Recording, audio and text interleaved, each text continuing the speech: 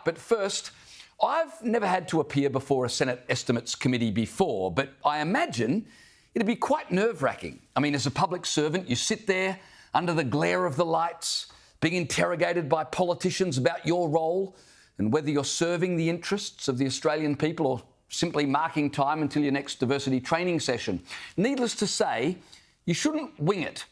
Wouldn't you prepare? I mean, you'd rehearse, wouldn't you?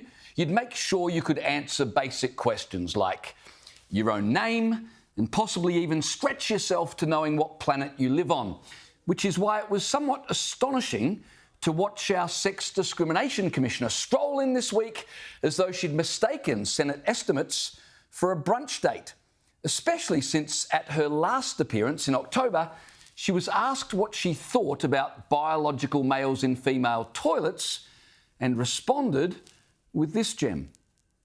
I don't understand the term biological men.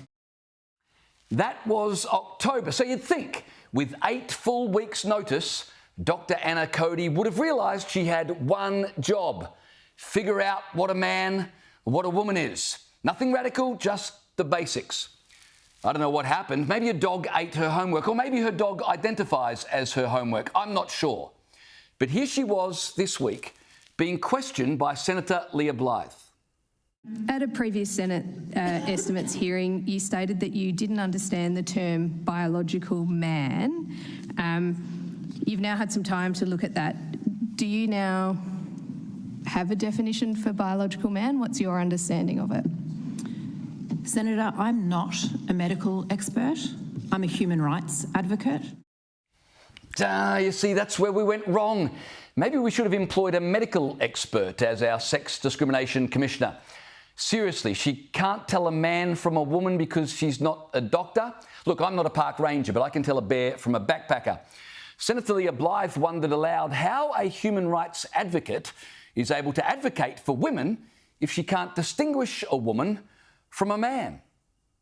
Do you accept that there's a clear criteria that exists to distinguish between male and female? The Sex Discrimination Act does not define man or woman. It has an inclusive definition of women that includes all women. Now, I imagine the Sex Discrimination Act doesn't define a man or a woman because, well, no one ever imagined we'd have a Sex Discrimination Commissioner so daft who needed someone to define for her terms that are well understood by your average preschooler. But you heard her. The Act has an inclusive definition of women, a definition of women that includes all women. Is there any other kind? Listen as she explains a definition of women that includes all women. So that is First Nations women, women from culturally and racially marginalised backgrounds, trans women, lesbians, women with disability. So according to Dr. Anna Cody, a woman is an Aboriginal woman, a disabled woman, and even a migrant woman. Now, you'll notice the structure she employs: adjective plus woman. The adjective describes the noun. It doesn't define the noun. And you don't need to be an English expert to grasp that, just as you don't need to be a medical expert to know boys and girls are different. Of course, listing all those adjectives makes it much easier to slip trans woman in there as though it was just another flavour of woman, which, brace yourself, it ain't. Having failed to define a woman, she was then offered a chance to define a man. Cue further fog. What do you think a man is? Senator, all the same definitions that I've just given in relation to women. So First Nations men, men with disability, culturally, racially marginalised men, and gay men, and trans men. Well, Dr. Cody sure loves her adjectives. You know, two can play that game. So what about the adjective biological? Do you recognise that there are biological men and women? As I said previously, Senator, I'm not a medical expert. Yes, we can identify First Nations men, disabled men, gay men, trans men, but biological men? That adjective is apparently so dangerous, it requires a PhD and a hazmat suit. So you think you have to be a medical expert to be able to recognise whether there's a difference between a biological man and woman? Is that what you're saying? So only medical experts can... As I said, my role is to uphold the Sex Discrimination Act. It's not defined what a man is and what a woman is within the Sex Discrimination Act. Now, that raises a rather obvious problem, does it not? If the Sex Discrimination Commissioner doesn't know what a man or a woman is, and if the law she enforces doesn't define what a man or a woman is, how exactly does she prevent sex discrimination? Can I ask how you, as Commissioner, can advocate and stand up for the equality of women if, under your own evidence here today, anyone can be a woman? So how do you protect and advocate for what you can't define? My role is to advocate for gender equality, as I have been doing over the last 2 years, holding consultations around women's experience of workplace sexual harassment, advocating around domestic and family violence, advocating around sexual violence. That is how I advocate for women. Amazing. 1 minute, no one knows, least of all the Sex Discrimination Commissioner, what a woman is.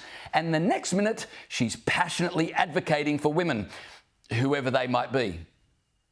Your definition of a woman there, though, is anybody can be a woman. So if anyone can be a woman, how are you advocating for a group if you can't actually define who they are and they could be anyone? I refer to my previous answers, Chair. She wants us to refer to her previous answers? Those answers were the problem. By now, she was well and truly on the ropes, with Senator Blythe pressing. Dr Anna Cody cast a longing glance at the committee chair, Labor Senator Yana Stewart, who obligingly leapt in to protect her. Do you think then, if all men can be women and all women can be men, it's completely interchangeable and fluid, does sex discrimination exist?